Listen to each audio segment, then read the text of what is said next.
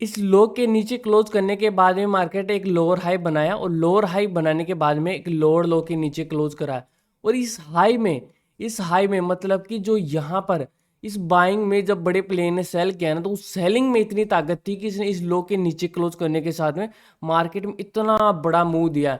तो मतलब कि ये एक स्ट्रॉन्ग रेजिस्टेंस है और ये रेजिस्टेंस सब लोगों को दिख रहा है, और जो रेजिस्टेंस सब लोगों को दिख रहा है तो उस रेजिस्टेंस पर सब लोग सेल करेंगे। और अगर मार्केट का व्यू डाउन साइड के लिए है और बड़े प्लेयर को भी सेल करना है, तो अगर बड़े प्लेयर को 100 क्वांटिटी सेल करनी है तो 100 क्वांटिटी उनकी कोई बाय करने वाला भी होना चाहिए। तो अब यहाँ पर सब लोग सेल करेंगे तो बाय उनको कहाँ पर मिलेगा। इसलिए जो भी रेजिस्टेंस और सपोर्ट सब लोगों को दिखते हैं ना, उनके काम करने की प्रोबेबिलिटी बहुत ही कम होती है। लेकिन कुछ रेजिस्टेंस और सपोर्ट ऐसे भी होते हैं जो किसी को नहीं दिखते हैं।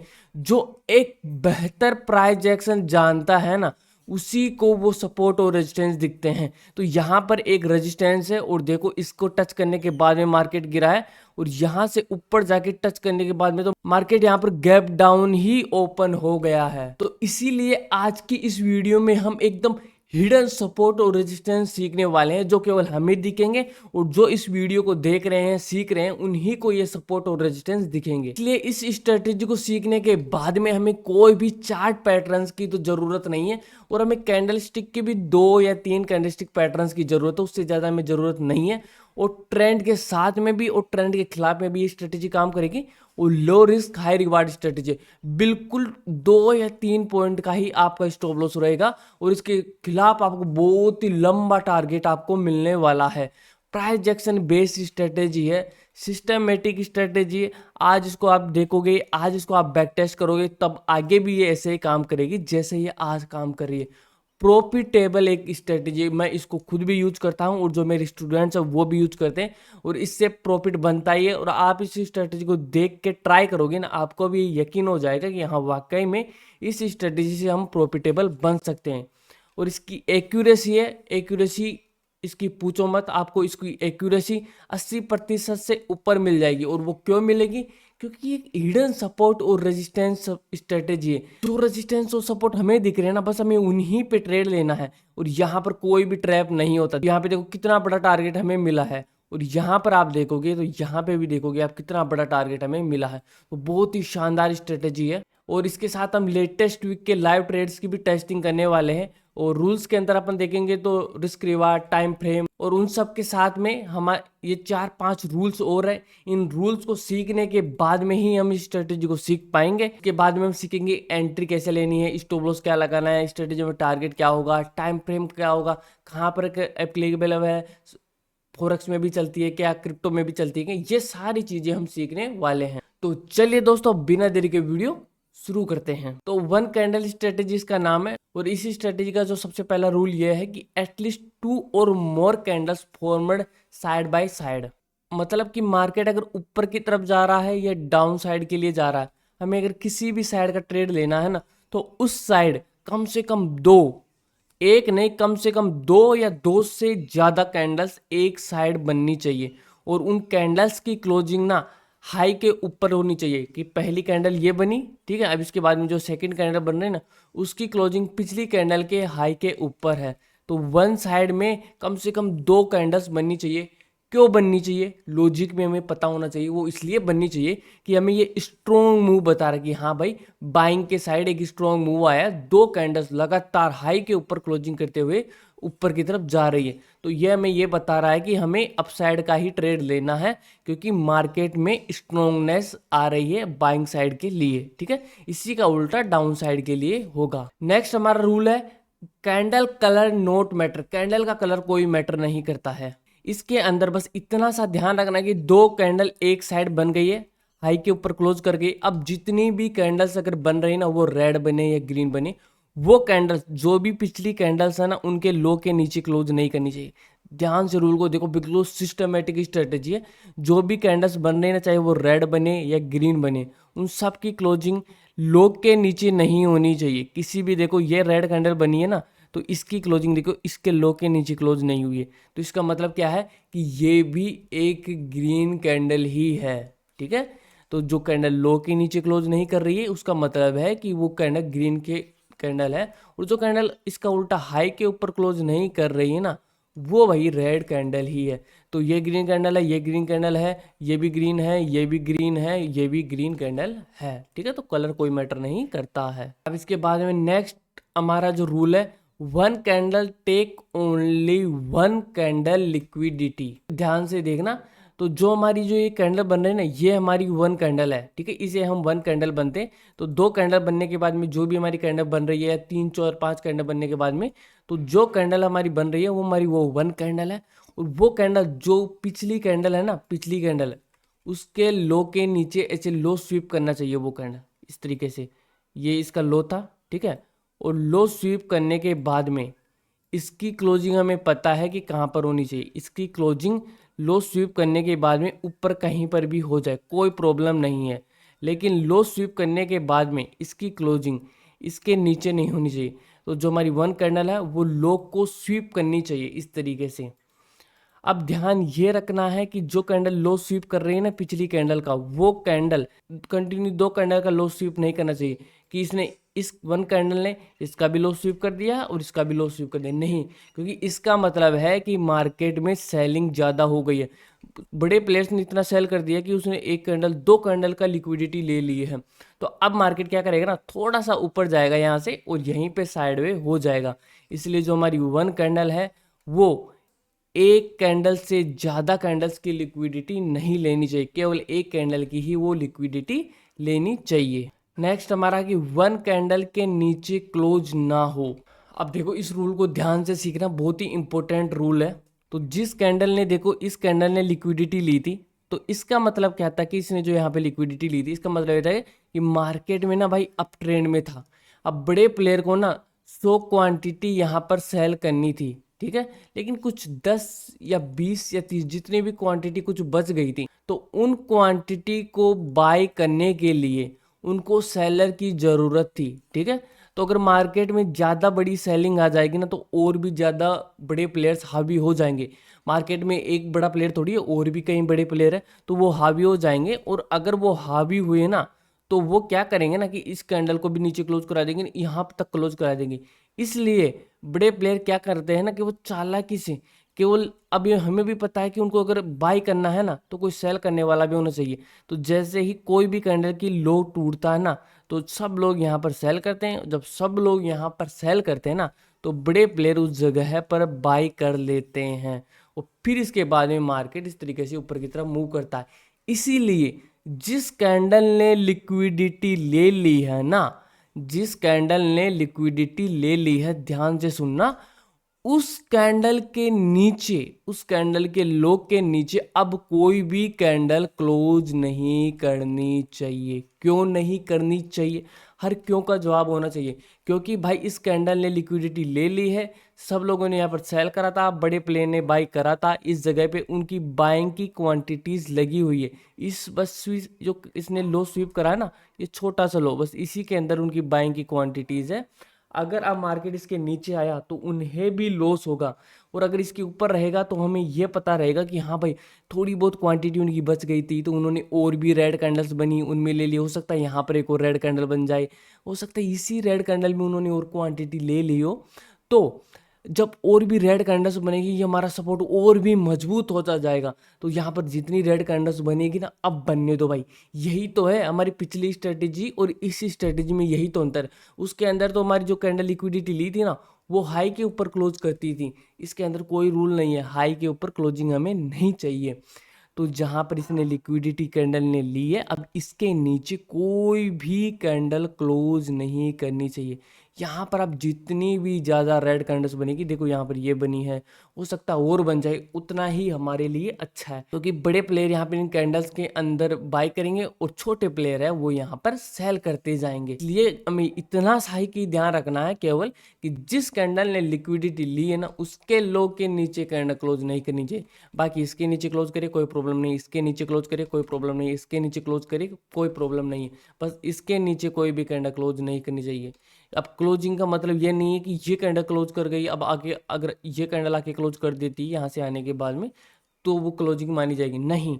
बस क्लोज चाहे से यहाँ पर कितनी भी कैंडल्स बने, चाहे से इसके बाद में ऐसे कैंडल बने, ऐसे कैंडल बने, फिर ऊपर चला जाए मार्केट, ऐसे नीचे आए या ऐसे नीचे आए, बस इतना ध्यान रखना कि इसके नीचे कोई भी कैंडल क्लोज नहीं करनी चाहिए। नेक्स्ट जो हमारा रूल है वो है कि हाई क्लोजिंग, हमें हाई के ऊपर क्लोजिंग चाहिए। देखो इसने लिक्विडिटी ले ली है, ठीक है। अब लिक्विडिटी लेने के बाद में हमें ये हाई मार्क कर लेना है, ठीक है, ये वाला हाई इस तरीके से। अब इस हाई के ऊपर हमें क्लोजिंग चाहिए। अब यहाँ पर चाहे कितनी भी कैंडल्स ऐसे बने बस लो के नीचे क्लोज नहीं करनी चाहिए वो कैंडल, इस हाई के ऊपर ऐसे कैंडल क्लोज चाहिए हमें बस, ठीक है।